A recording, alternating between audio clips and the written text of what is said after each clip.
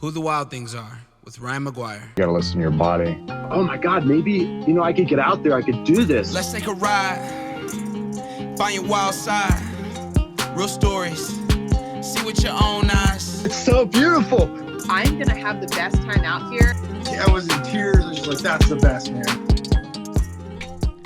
Welcome back to Who the Wild Things Are. My name is Ryan McGuire, and I'm here to bring you conversations with the most wild folks on the planet. If you're enjoying the podcast, please leave us a rating and review on your podcast platform of choice. And if you enjoyed the episode, share it with a friend. Appreciate you guys. Let's get it going. All right, let's do it. Kris, thanks for joining. All right. How you doing? Great. How are you? Good. Glad you made it here. Everything got figured out.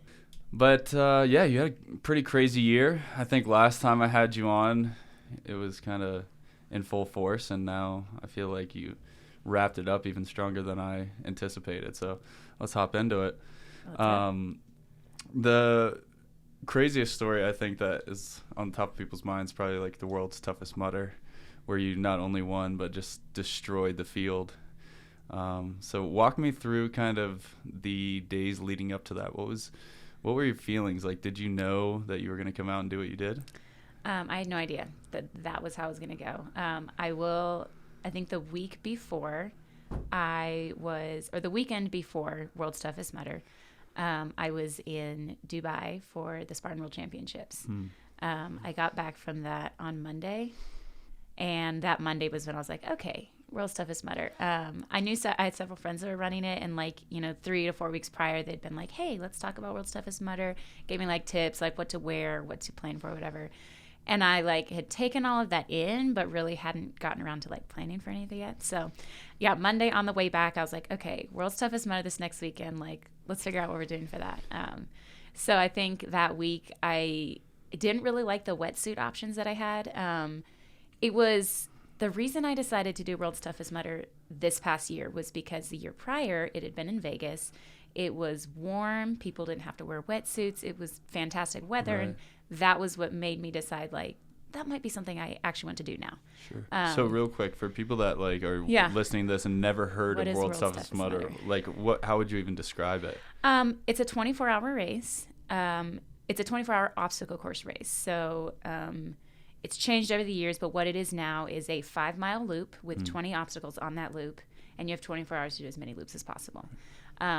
Tough mudder races in general are known for a lot of big, crazy obstacles and a lot of water submersion. You're just going through a lot of water and mud, and a lot of them are more fun than very challenging, but that fun becomes very challenging a couple hours in. Sure. So yeah, so that's World's Toughest Mudder.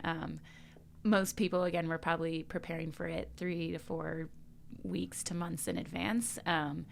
The way my season went, I just had so much going on. It wasn't something that I was ready to focus on until the week of. Somebody had given me some wetsuits. I had a full wetsuit and a short wetsuit. Initially, I was thinking, I won't need them. It's in the South. Yes, it's in November, but you never know. Well, by that Monday, Tuesday, the weather forecast was coming out. It was going to be cold. It was going to drop down to 30 degrees. And we started realizing everybody's going to need wetsuits. So yeah, I got on Amazon and ordered. I decided I hadn't really gotten a chance to practice running in the full wetsuits, but in the couple times that I've swam in a full wetsuit, I did not like it. It was very uncomfortable, very I don't like the way it fits. So my thought was I will probably want separate. So I got on Amazon, found a separate. So I found a long sleeve top, shorts, and pants, and thought this should do it. So I went ahead and ordered them, but everything got in. I think I left early Friday morning to fly out for Florida, and everything kind of got in on that Wednesday/Thursday. Okay. So as it was coming in, I was just kind of packing it and I'll have enough of something to survive this 24 hours. So that week after getting back from Dubai, I worked, was kind of thought about I guess, the wetsuit was the biggest thing that I realized I will need that and I should prepare for that. I feel like the split version is great because you can pee. If you have the whole thing on, you have to take that whole thing off. You're just peeing in the wetsuit I all will night. be honest, I think everybody's peeing in the wetsuit. Okay, so it's kind of like surf vibes where everyone does it and it's just cool. Like it everyone's just happens. yeah. nobody's taking those wetsuits off. It's too At much least work.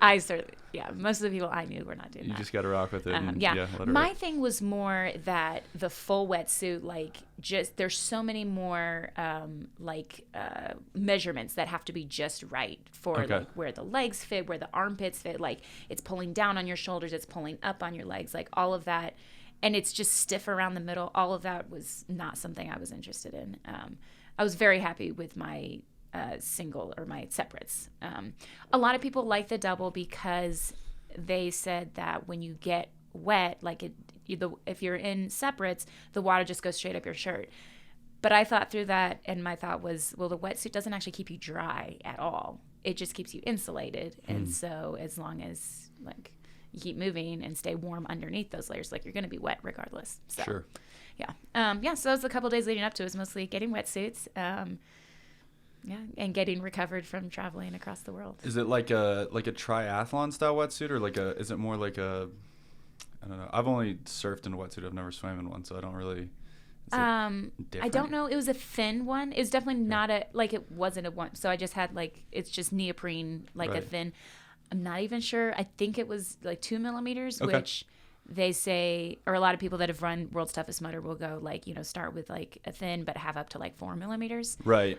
What ended up working for me, I didn't get a lot of this stuff in until probably like by Thursday, and I flew out early Friday morning. I actually the race didn't start until noon on Saturday. So Saturday morning, I woke up and was like, I'm going to try my wetsuits and see what I think about them. I realized the top that I had bought was not a good fit, but I liked the shorts and the pants. So how it ended up working out was I had brought all the wetsuit stuff that I had. So I had a full, a short, and then a vest. And what I ended up doing was I started the race in just a shorts and a bra. As it started getting towards the end of it, because it started at noon, so probably like halfway through the afternoon, I had this, it's probably like a 1 millimeter or even like half a millimeter, just a very thin but neoprene, like that kind of material, a long sleeve top that I had. Probably as it got closer to dark, I put on the shorts, and then finally on the dark lap, I came in and I put on the neoprene pants that I had. Literally completely coated in neoprene. I had the pants, the top, the vest, and then I had neoprene socks, neoprene gloves, and I wore a windbreaker over all the neoprene. So Holy shit. It's like a sauna lot of suit. neoprene. It did not keep me as warm as a sauna. I wish it had worked that well, But everything It turned worked. out well, and you ended up, doing really well. I feel did. like I was following along roughly. I can't remember where we were, but you and I had been talking about it at the gym, and so I was following along with your progress, and then I just started noticing the gap was getting bigger and bigger, and I'm like, there's no longer a race Kris versus anyone. It's now how far can Kris go, because Yeah. I guess it was kind of like those night hours. You just really extended that lead. I went into it knowing that I was in the running for the top, but I feel like I very much went into it planning to do 100 miles. And in retrospect, that is what led to my success, and not just that, like how it ended up, but how I felt through the entire race, through the entire thing, overnight, all of it. And I guess that's another part of the days leading up to it. I always have a little bit of self-doubt of like, do I still have it? Like, the long endurance stuff I really enjoy, but I'll be honest, like I don't get a lot of prize money from that. So it's not something I focus a lot of time on. It's something that to me, like in training for the other things, it comes together and it's something I enjoy. And so I go into it with the attitude of like, I'm going to enjoy this. It's a little harder to enjoy 24 hours of being wet and muddy, but I went into this one knowing that I was fully capable of getting that 100 miles. And that was my plan from the get-go. So I will say, like, through the night when it gets cold, I was very, like, I put the time into getting the gear. Granted, it was just a week, but I had put the time in.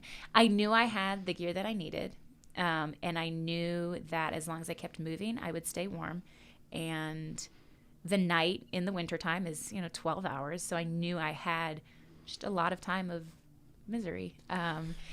When you're sitting there and, like, you're going through the struggle and you're kind of realizing that your lead is opening up, are you starting to think about like, wow, I'm gonna take this thing, or are you still focused on the mission at hand? Or I will say probably stayed pretty focused on just the mission at hand. Yeah. It wasn't until probably this thing came up around 7 or 8 that it really hit like, I've got this.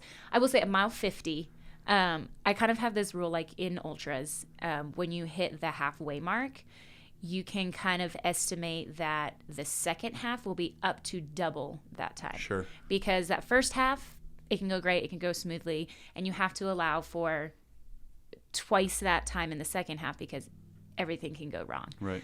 So when I did the first half very fast, and the first half I think I did in like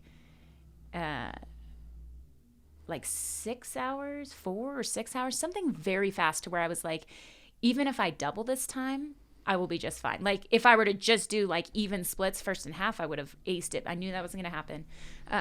So right at 50, I knew this is going to happen. And I think honestly having that in my head of I know this is happening and I will do it, kept me through all of those dark moments. So it was I wouldn't say it was like, oh, I've got this, or oh, it's going to happen, but just like a quiet calmness of, I know I can do this. I am doing it.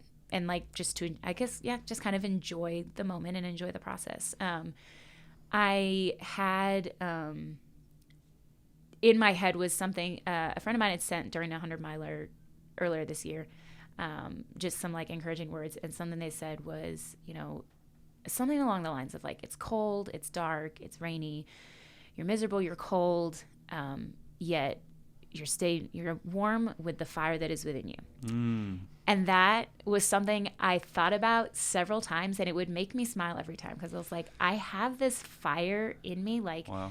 I'm going to do this. And it was, I don't know, it was just this kind of feeling of, yeah, this is miserable, this sucks physically, outwardly, but like I knew that I was doing 100 miles. I knew that I was going to do it.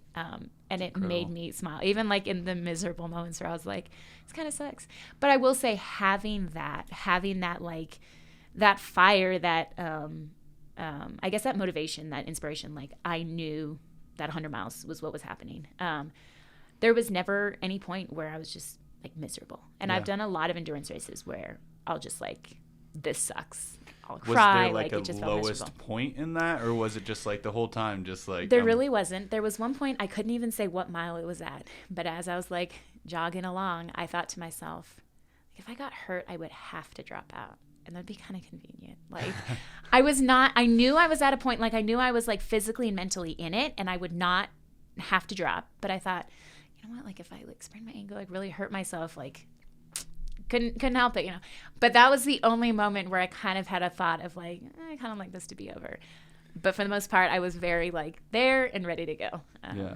I've had that before too, running like, oh, well, if something happens and I have to stop. Well, then I guess I'll have to. I guess I'll have to stop. And it's one of those, like, I feel like it's on the very, like, there's positive thoughts, there's like negative thoughts, and then there's some that are kind of in the middle. And I feel like this is definitely just in the middle of like, well, if something were to happen, you're not wishing for it to happen. You're like, well, if it were to happen, that'd be unfortunate. But also, like, even though it's kind of a negative thought, you're like seeing the positive side of it. I feel like it's kind of in the middle there on that balance. Yeah, I feel like there's this roller coaster in the limited ultra experience that I have. The folks who stay closest to the midline are the people that have the best endurance. Like the folks that get on the really high highs realistic. are always going to swing down. Like the pendulum's going to knock you back. So it's like you look at the greats like Courtney, like they're just like Courtney Dauwalter. She's like just always kind of, it's going okay. Everything's all right. I think it's important, like you acknowledge those lows and you appreciate the highs, but to stay in that middle ground of recognizing this is very low, but there will be highs. And just, I don't know, you have to recognize, because she always talks about like the pain cave and going in the pain cave. Like she admits that it sucks and it hurts. But in acknowledging that it's there, she sees the opportunity for, I forget what it is, like, she's going into the pain cave. Like she chooses that. So I feel like that's kind of like, you have to acknowledge those lows. You have to acknowledge the highs. Like otherwise we'd all be like monotone, meaningless people. But to recognize that this is a low and this is a high and it will return to an equilibrium and like, it'll just continue. I think that's, Yeah, my mom always says this too shall pass, whether it's the good things or the bad things, and I try to remember that. Like during a race, it's like, you know, in Hyrox, you're like, okay, this is the sled, and this is miserable, but like I know this part's gonna be over, and then I just got to do the rest of the race. Yeah. So it's a good mindset. Was there a particular obstacle, and because I've never done a Tough Mudder, was there one that people like look at, you know, like the spear throw in Spartan notoriously has a very high fail rate? Is there anything like that? Yes, there was one that it's a rig, a multi-rig is what they call it, where it's like a monkey bar-esque thing, but they'll put different implements on it. So in the past, it's been a lot more doable, and it's kind of a fun obstacle. Like to me, the ones that you get to swing through, like those are fun. This time they made it was like they had a tire hanging and then a banana grip and then I think another tire, and then it went from that to monkey bars, which isn't that bad. But right before that, the two obstacles before that, you had to like fully submerge, swim through water. Yeah. And then right after that, you went through this, it wasn't even really like a mud pit, but it was just like a pit that you had to like slide down into and then crawl back up. And from everybody being wet from the water, it turned into mud, and you're going up this rope. And so your hands are all wet and muddy. And so when you got to this obstacle, very few people at all completed it. So it was one of those ones where it's just like, everybody was doing the penalty on that. Just a straight up graveyard. Yeah. There were, somebody even did the math on it, and there were probably 15 to 20 people that got through it, period. Like once. And the chances of those, 15 to 20 people, the lady that was there, like officiating the obstacle, said that she probably saw 15 to 20 people get through the obstacle, period. There's a good chance that a lot of those were repeats. So it was probably 10 to 15 people at all that made it through there any one time. How many people are racing in something like that? I think it was just over 1,000. Wow. Maybe, definitely several hundred. It's kind of hard, I would say it was somewhere in the upper hundreds to possibly 1,000. I thought I saw like a number like 1,200 somewhere. But it's difficult to gauge that, especially because the way they start us, the ones that are like in the elite competition are way up at the front, and there's this huge mass of people, but all of those people, like as soon as you start, everybody spreads out. It's hard to know which people are on which lap, and then it's one of those like some people will do a lap or two, take a nap, a lap or two, take a nap, or just do a couple laps. I don't know, and I have not looked into the actual numbers of that, but I would say there were probably 50 people in the elite, they call it elite contender, which you have to qualify through a certain like distance and time and whatever. And then there were contenders, which are essentially like age group. And there was probably, I would say maybe 150 to 200 of those people. And then a lot of people that are just there to see what it's all about. So just roughly 1,000 psychos.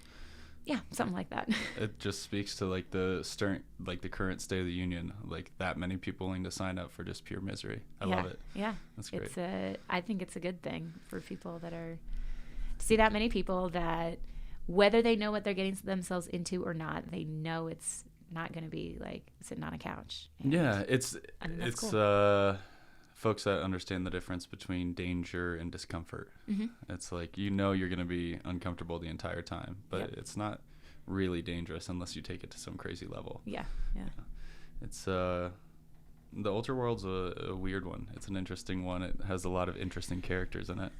I just saw recently somebody said that they think ultra running is easier if you have demons inside you, that you're like either fighting, escaping, whatever. And I thought about it, and we all have demons, things from our past, things that we, struggle with. But I think there's also, and this person also made the point that it's like you can also run from a attitude of a spirit of gratitude and thankfulness and happiness. And I think ultra running is an interesting balance of the two, an interesting combination of the two, because you would not choose to do these things if you didn't, see something in you that you can do better at, which is kind of a negative, I can do better, I can do more. But then you also wouldn't challenge yourself in that way if you didn't believe that you are truly better and capable of more. So I think it's an interesting combination of both, I don't like who I am or who I have been, and I want to really prove that to myself. But then also knowing that I don't know if I can do this, but like believing there's something more in you. So is that kind of like when you think back to like 5 years ago, is that kind of how you see it? Because I mean, would you know that you would be here 5 years ago? Is this where you saw it going? Not at all. Yeah. Not at all. Just over 5 years ago is when I did my first ultra ever. And I had no idea like anything of the ultra world. I would say over the past 5 years, it has been a combination of either more one of those or the other, or a perfect combination of the two. The first one that I did, it was just the thought that like, if people can run, it was a Spartan Ultra. So it was about 32 miles. And I thought if people are doing that, I would like to try it. And that was what got me in the first place, was that hearing about 100 miler. If people are doing it, I would like to try it. So I think that is more that positive, like if it's possible, I want to try to be there. And then there have also been times of what I love about the ultras is just being outside, away from not real life, but the ordinary, the everyday, and the people, whatever is going on, and just being there in the moment outside for hours at a time. So in some ways it's a little bit of an escape. And it's also like kind of trying to get somewhere.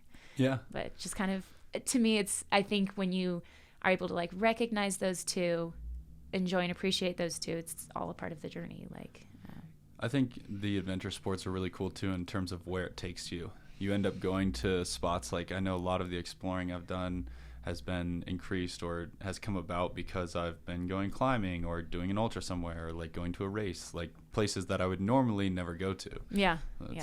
It's another bonus. That definitely got me into the mountain ultras, was the whole just being out in the wild where very few other people are. So for people that don't know, you moved to Colorado 6 months ago? It was like nine months ago, I think. Yeah. Are you staying, or what do you think? Definitely. It's the place? I'm definitely staying. Yeah, I think Colorado is it for now. It definitely is it for now. I'm not especially attached to Colorado itself, but with a place with more opportunity for the outdoors, absolutely. I'm not going back to Texas. Yeah, it's really a playground out here. Like if you are into getting out and having type 2 fun and just like going through it, this is a good place to be. Yeah. Do you think your drive and like that, you were talking about that mindset of like, oh, someone else is doing it, I want to see if I can do it. Do you think that's more nature or nurture? Do you think you were born with that? I think to some extent you're born with either that drive or not, but it's absolutely something that I have developed and seen growth in myself over the years. I was just reading a book about a lady that's like won the Ironman a couple times, like the Ironman World Championships or something. And she was talking about like her early childhood. She was like, did all the sports, wasn't ever very good at them, but wanted to do all of them. And she talked about how she had this drive for a better self, for her best self.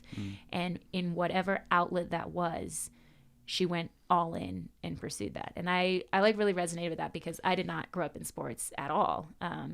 But there's so many things that I did. Like I had that competitive spirit of, regardless of whether it was athletic, academic, whatever, like I wanted to be the best, and like I just gave a full effort. So I would say that is something that's always been a part of who I am. Like I'm a passionate, involved, engaged person.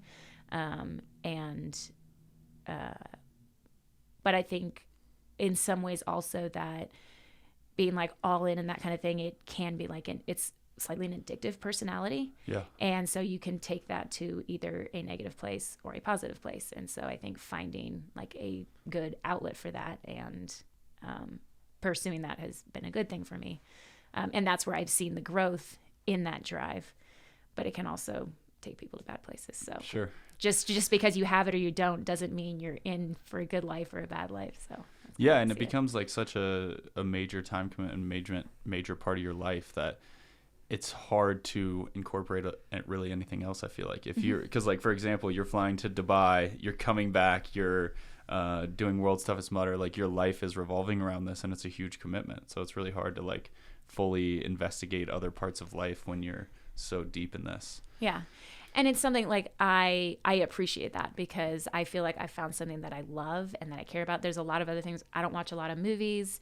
I don't eat a lot of fancy places. Like there's a lot of things that I just have no interest in, and I'm fine with that. Like I've found something that I really care about, and I find it I'm very grateful that I found something that I care and like am so passionate about that I don't feel like I'm missing out on other things just because I'm like all in on what I've chosen. Gotcha. Do you think it's one of those things where like folks that develop, because certainly in a community aspect, but I'm curious in like a relationship aspect, I feel like I see a lot of OCR athletes like end up dating because there's so much demand from the lifestyle that it like becomes like, okay, well, I'm going to like start dating this person because you're constantly together and doing the same things. Yeah. I wouldn't say it's so much like demand from the lifestyle. I think it's people with common levels of drive and passion that are finding themselves. I've met a lot of people that I find very interesting and that I really resonate with that know nothing about OCR, aren't even into ultra running, but are passionate about something, and that passion and that drive like definitely carries over across multiple areas. That's a good point. Yeah, it's like more mindset than it is the specific modality. Right. Gotcha. Yeah, and that's something that I've definitely found. And there are plenty of people in the OCR world that do it just because they do it and are not passionate or driven. And I've experienced that as well. So I think it's one of those like I feel like there's a lot of like people are like, oh well, I could never do what you do. Like, well, what I do is specifically what I do, but that's not who I am. Like who I am is a driven, motivated, passionate person, and anybody can be that about anything. Like some people are passionate about building engines, about duck hunting, like all these kinds of things. Like I've met people that are like, they really care about what they're interested in and they have gone all in. And I appreciate that level of like, drive and passion in somebody. So if you, let's say you got really banged up and like the racing thing had to get put on hold, I know you're indestructible, so it's never going to happen, but if something like that happened, do you see like, would you have a pivot in mind, or would it just be exploring and finding that next thing? I don't really have a pivot in mind. No. This Okay. is definitely kind This of is it. I know I would find it because that's the person that I am. I am not here to waste time worrying about something that I've lost. I will find the next thing that is there for me. But I definitely don't really have a plan B. Yeah. What's kind of your training breakdown? Because you're competing in so many different things, like ultra, Hyrox, so many things that are like very different energy systems. Are you doing like 20-mile runs like in preparation for the ultras, or how does that work? I feel like I'm restricted some in what I would like to do and what I can do. So I've had to adjust to that, which I think is also normal life. Like most people have things that they have to adjust around. Right now, I'm in the closest thing to an off season that I've ever been, or I'm just coming out of it, I guess. After World's Toughest Mudder, I had some kind of nagging things that I've been having to work through, and just having to accept that like now is a downtime. Now is a time to catch up on sleep, catch up on reading, and like relax some.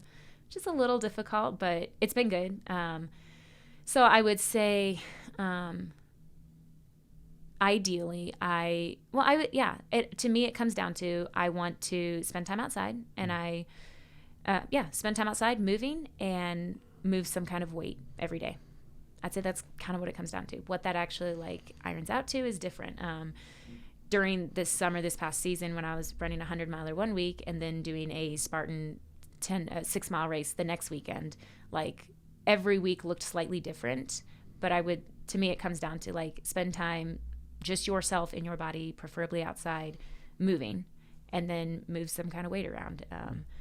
So what that has now become is I have a gym that I started going to here that has a lot of focus on I guess like strength and cardio conditioning. So we do a lot on, which for Hyrox, the Hyrox competitions I do, we do a lot on the ski erg, the row erg. I like to go there every day and get a strength / like higher output cardio workout in. The goal is to run every day, something, even if it's just 3 miles, that's still running, that's time on feet. And I like value and appreciate that. a lot of people, or not a lot of people, some people are into the, like no trash miles, no junk miles. Like I firmly believe there is no such thing as junk miles unless you view them as that. Yeah. If you think these are just useless miles that I'm just running, yeah, then they're going to be useless. But I value any time that I get outside on my feet. Run every day. And then within that, depending on what races I have, like if I'm home for the weekends, I like to get a long run in on the weekend. But a lot of times I'm racing on the weekend. And so that it kind of comes down to I like to get a speed workout and a long run in every week. But if I'm running a race on Saturday, that kind of is my speed workout. So a lot of the miles in between will be just time on feet, making sure running feels good, maybe a little bit of speed, but like nothing crazy because I'm maybe recovering from a 100-miler or whatever that is. So I guess I like to view exercise as like, it's a very like organic, I think bodies are made to move and bodies are made to get stronger. Like they need those inputs. And so I like to view my week of workouts as this is taking care of my body and my mind is grateful for this, my body's grateful for this. And yeah, that's kind of what it is. I don't like the pressure of certain like standards that have to be met. I've never done 1 rep maxes. I'll do like pretty intense speed workouts, but all of that this is building my body towards a strong and healthy So I don't know if that really answers your question. No, it does. It's interesting how intuitive it is rather than scientific, because I feel like, especially in the last couple of years, everything has gone like so science-based, and there's so much, like for example, the junk miles thing, which I don't understand at all. Like for me, it's like if you have a busy life, you're gonna have to do runs that aren't like super perfect, like directed runs. You're just gonna have to run when you have time to run sometimes and just have fun. Yeah. So like there's like all this science, and I feel like a lot of times it can be overwhelming, especially for folks that are more intuitive minded, just trying to feel their body and feel their fitness improve. Yeah.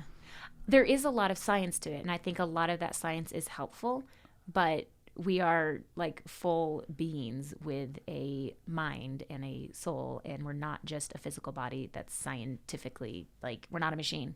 Yeah. So I think that has a lot to do with it. Like scientifically, like, yes, there are junk miles, excess miles. You don't need to be running all these miles just to feel like you're running miles. But that's, I think, like mentally, if you're grateful for time on feet and grateful for time spent outside, those are not junk miles. That's good. That's kind of what I say. Like if you view them as junk miles, like, oh, I have to go run, whatever that is, then those are going to be junk miles. So I think like as much as like there's a use and like I'm grateful for all the science and all that we've learned, but there's also an element we're very human. And so to like, you can't ignore the mental, emotional, spiritual side of yourself and just focus on the physical. Like there's a lot more to you than just your physical body. So. What about recovery? Are you someone that has like a recovery protocol that you follow, or is it just kind of day by day feeling it out?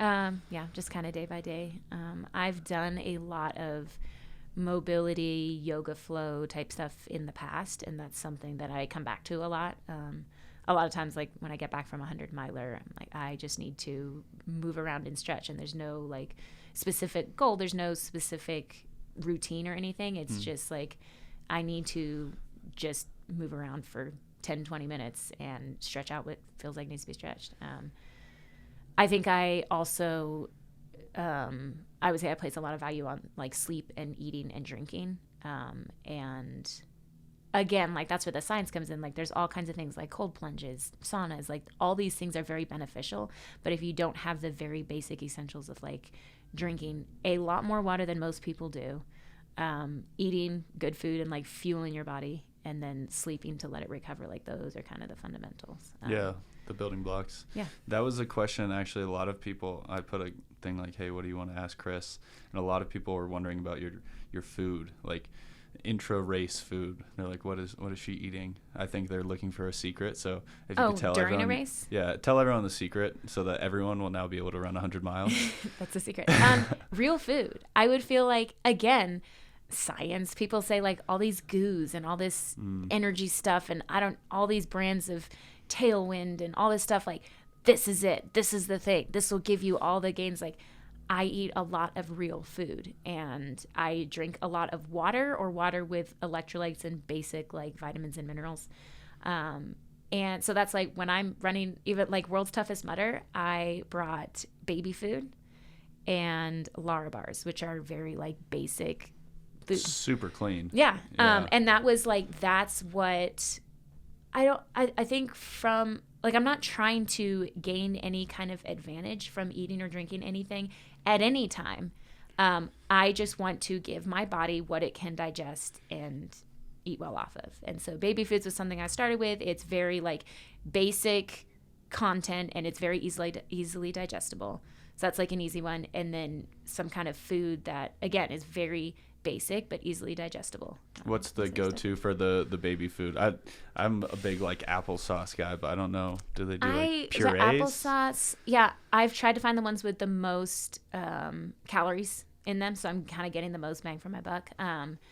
The applesauce doesn't have a lot, so I like to go more like veggies. There's one that I found that was a mango kale, which is just kind of my favorite blended flavor in general. But any kind of like vegetable, fruit, and grain combination, like they'll put quinoa, all kinds of different things in there. Okay. Oats.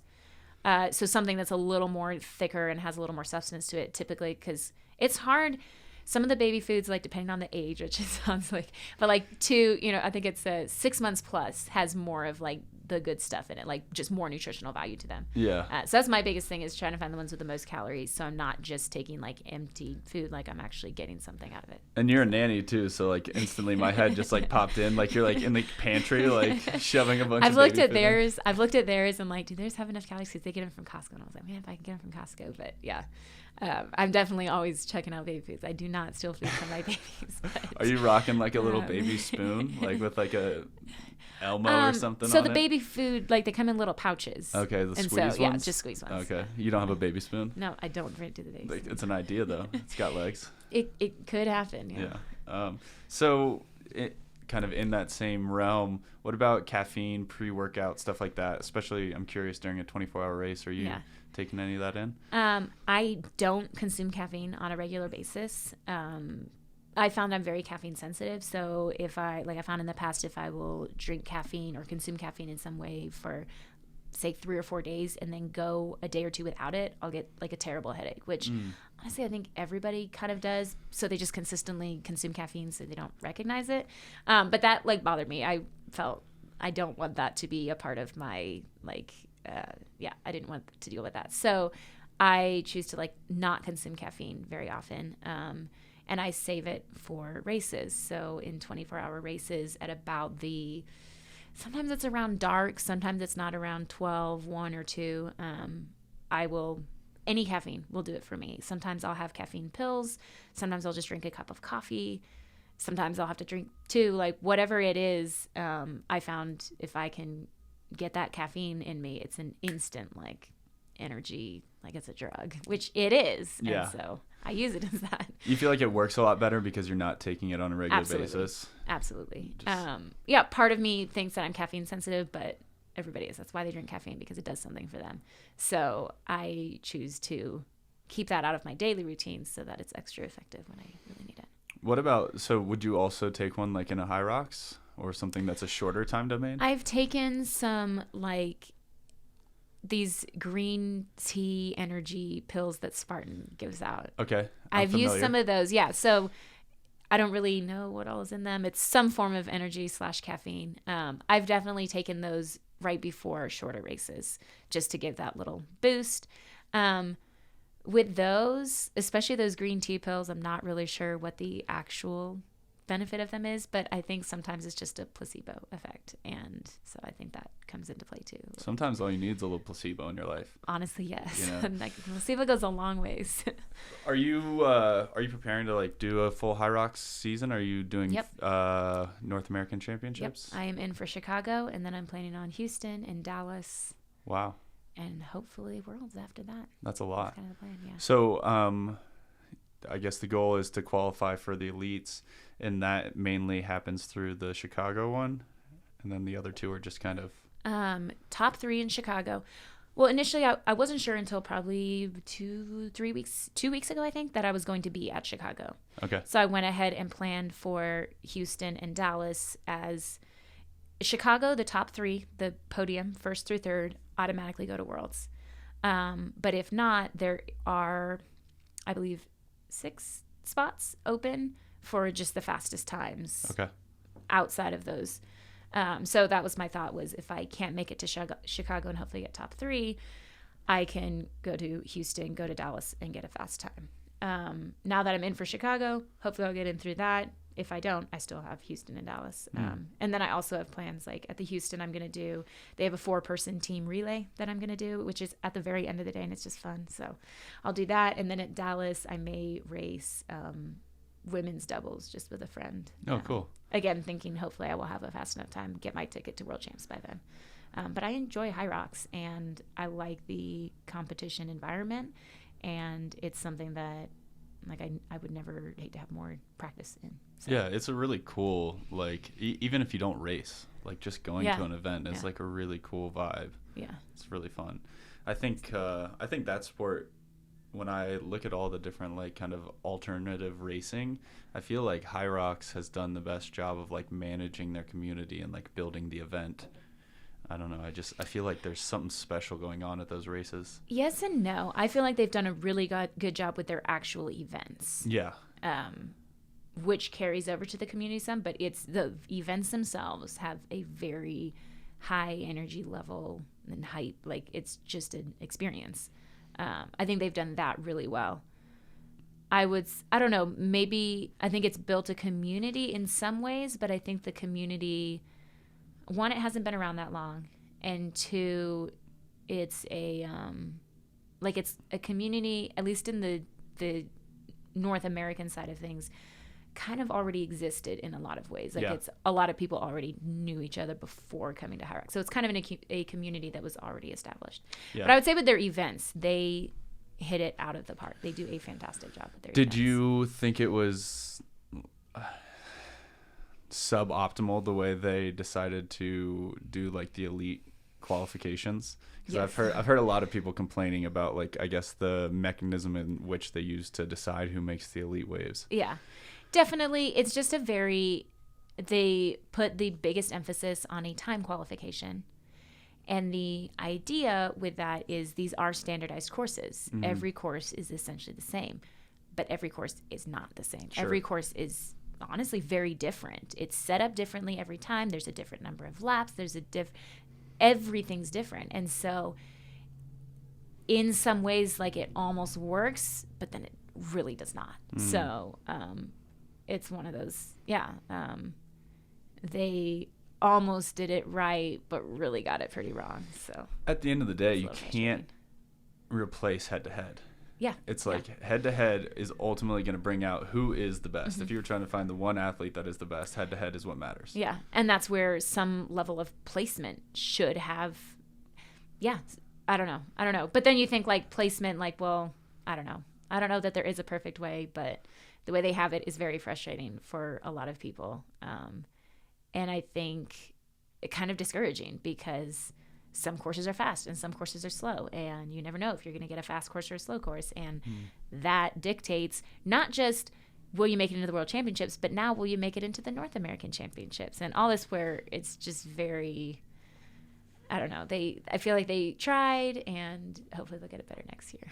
Yeah, it's definitely one of those things that's hard to develop. Like, I don't think anyone has a perfect answer for them. Yeah. Because if there was, then someone would just shout out an answer and they would change it. Yeah, we'd be set. I don't know if there's like a perfect way to do it. Yeah.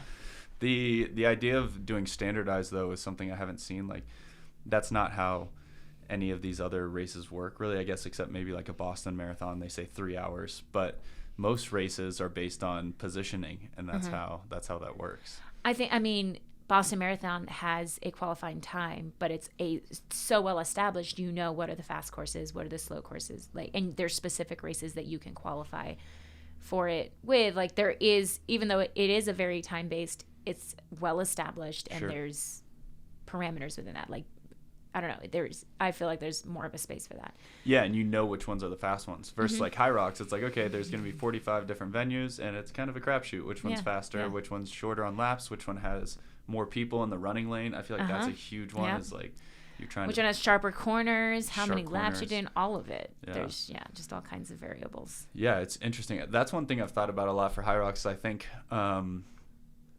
part of the future will be people training corners, because I think it is a very underrated thing, is like accelerating through a turn, because it's, for people that don't know, it's like a very condensed track. It's like, what is it?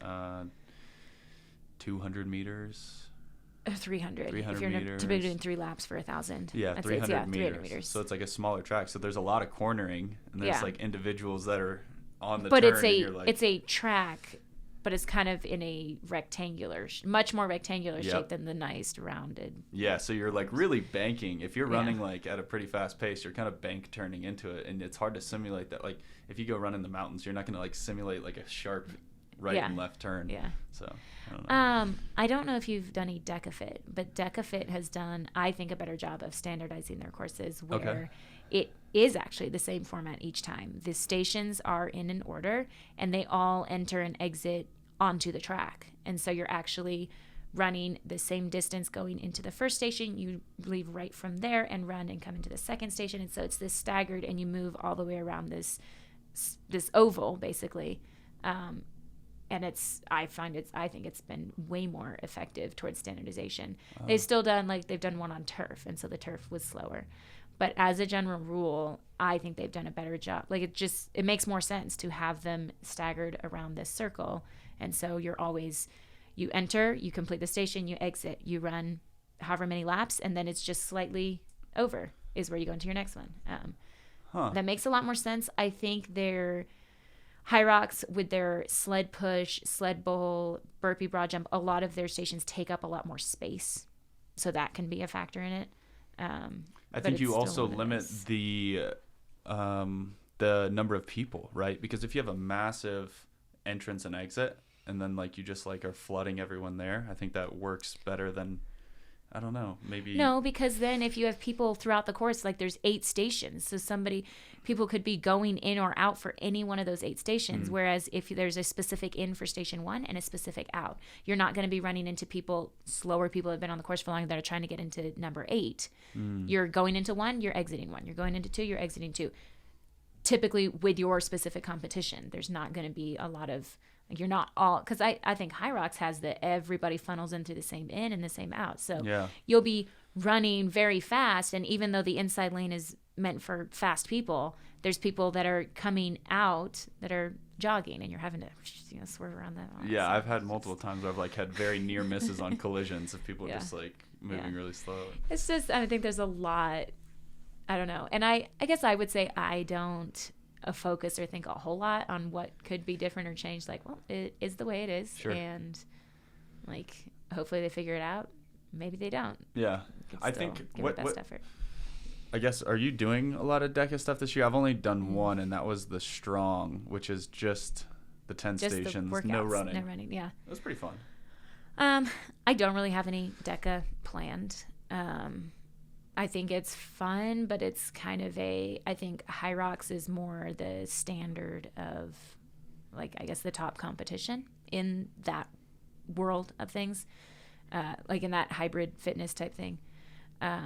And so I think Hyrox is more my focus. And instead of doing DECA as well, I would rather do some obstacle course races or 100 milers or 200 milers or other things interest me more than just strictly hybrid racing. So I heard you sneak that in there, 200 milers. So you have is that right? You have one 200 miler plan I'm doing this year? a 200 miler this And year. that's what race?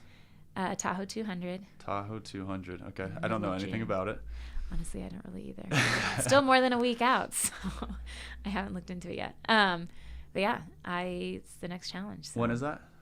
June, middle of June. Okay. So you have a little bit of time. Yeah, plenty of time. That's like years in terms of the way you prepare for Exactly. things. Yeah, I'll have already competed half my year by then. What's the thought process for like a 200? Are you doing a couple big runs leading up to that, or are you just gonna wing it and do kind of like a weird Kris thing where you just don't prepare at all?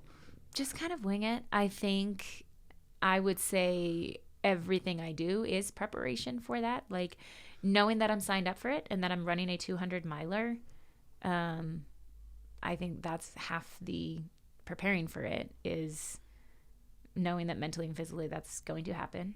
And I think at this point I've done enough of the, I guess, like simulating efforts where going and running 100 miles isn't going to make me any more or less prepared. I've done 100 miles plenty of times. I know what that feels like. Running 200 miles is kind of pointless because that's what I'm doing in the race. I think there's also different types of people. Some people like put a lot of pressure on races and need to feel that same effort leading up to it to know that they can do it. I approach it more as, I guess I know that on race day, I will be capable of what I am putting myself up to. And so everything leading up to that is just building my myself that will be able to complete that 200 miles. So I wouldn't say there's a whole lot of specific, these things need to happen for me to feel good about the 200 miler.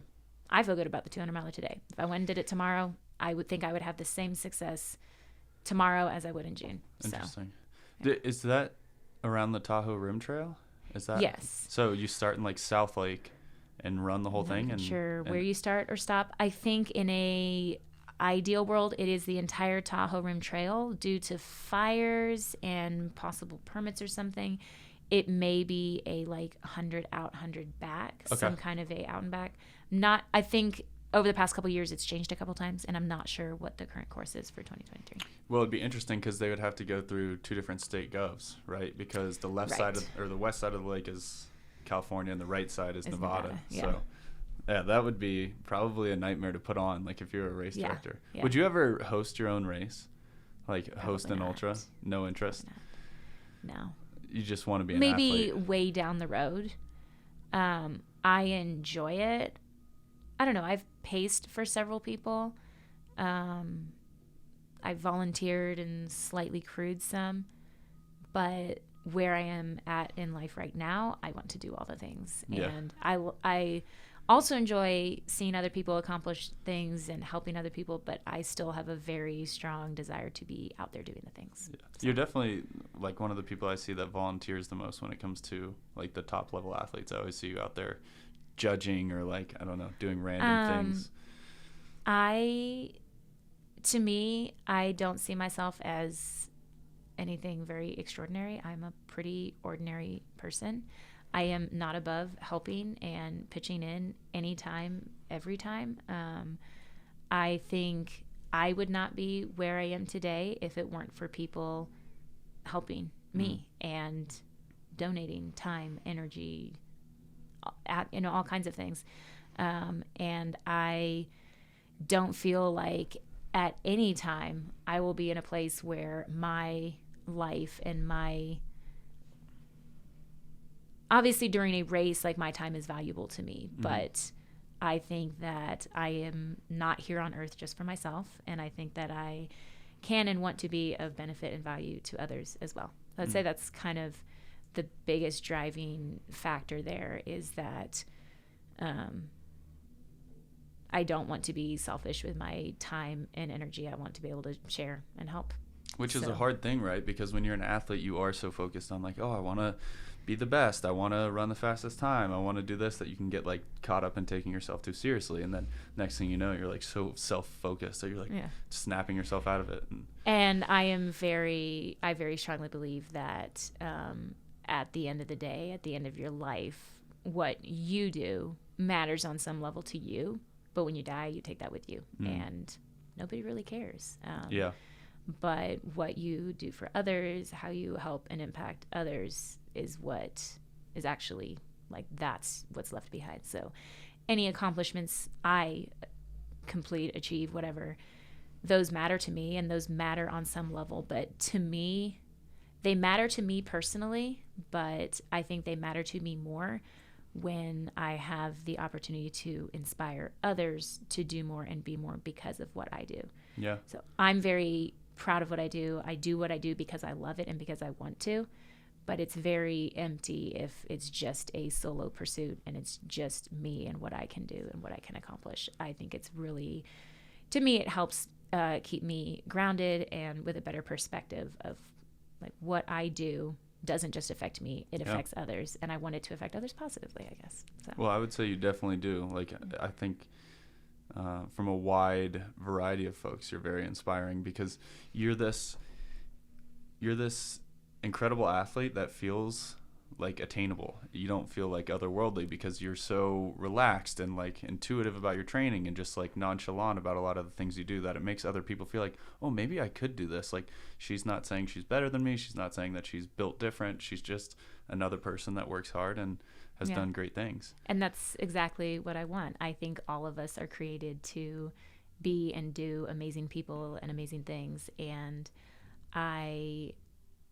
that's what I strive for, and that's what I want everybody else to. So I think also sometimes I get a little bit like, not everybody's going to do what I'm going to do. It's a lot of people are, I want to be like Kris. I want to do what Kris does. And I think I really want to keep that focus on like, okay, it's not that I run multiple 100-milers in a year. It's not that I do everything. It's that I do the best that I can, when I can, where I can, in that moment. It's about I guess my intention and my goal is not to be the best, but to be my best. And that's literally for everybody. Like, not everybody's going to be the best. There's literally one best. Like, you know, there's only one person that wins, all of that kind of stuff. But everybody can give their best effort on any given day. So that's my goal. So as a competitive person, how do you handle it, like when a race doesn't go well then? Like you're saying, you know, you're not going to be the best. You're not going to win every race. What happens when you get sixth and you were hoping to podium? Like, how do you handle that from like a comeback perspective?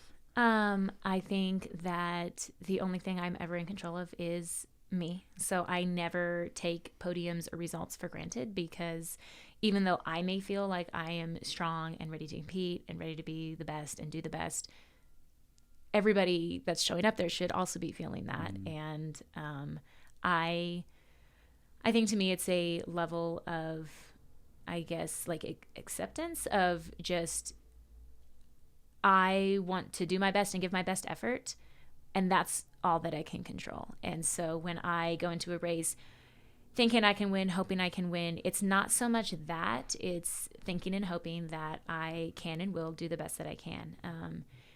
And so I think, to me, that helps me then do the best that I possibly can, because if I go into it like, I want to do the best, I want to win, and then things start going down, I feel like that really quickly mentally gets to you of realizing I'm not the best. What am I? Who am I? Like, it just puts so many questions in your head, where when I go into it, I want to be the best. I want to do the best that I can.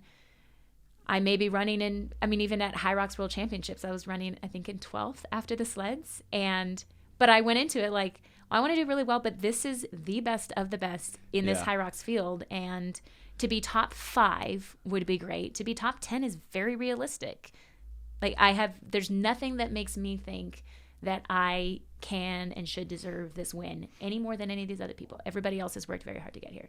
So I feel like keeping that perspective, I never really have a bad race, except for when I mentally lose it. So as long as I mentally stay in the game, like, I always have a good race. Even at the end of the year, I had at the DecaFit World Champs, I was not really in peak health, didn't feel great.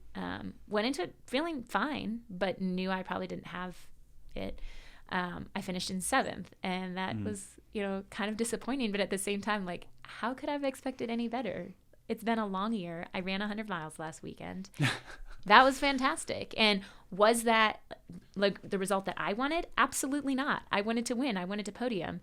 But I think being realistic as well is in, like, it could turn out literally any way. And I guess, I just come back to the only thing you can control is, you can't even always control your body, but you can always control your mindset. And that's the thing that you always have. That effort level. Yeah, your mindset. It's one of the, a lot of times I'll mentally go into it like, I feel great and I feel like I can do this, and physically, like, my body just does not have it today, and acknowledging that, and that's fine. Like, so. What happens, like, do you have a moment after a race, or like I've heard some people give it like amount of time to like kind of be like, sit back and think like, oh, that race didn't go how I wanted, and then after one day you're over it, you're past it, you're done. Do you have anything like that where you're just over it? Not really. No. I don't.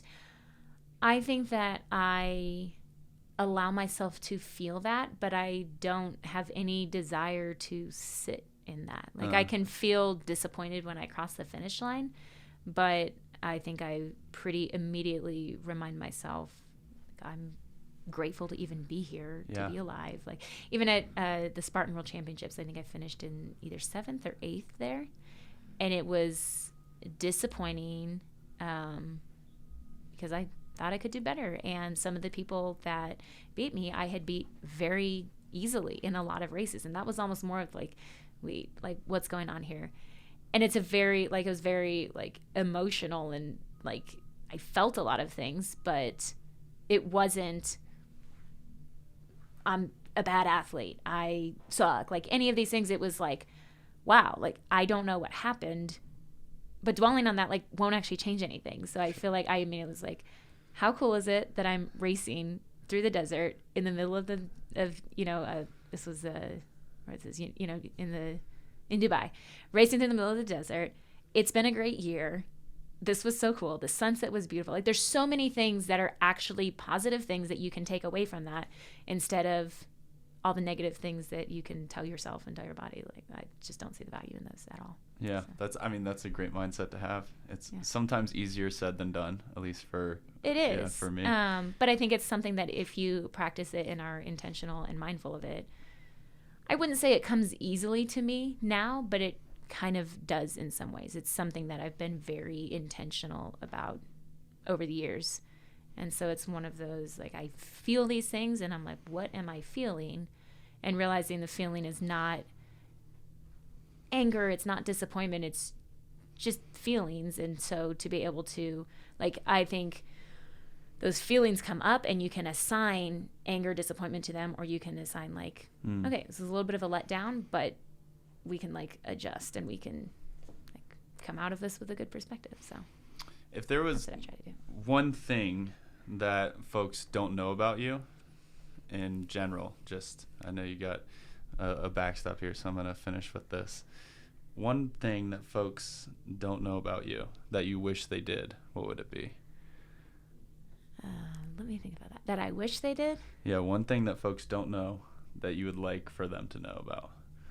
Something that would surprise people, or something that they don't see because you're Kris the racer.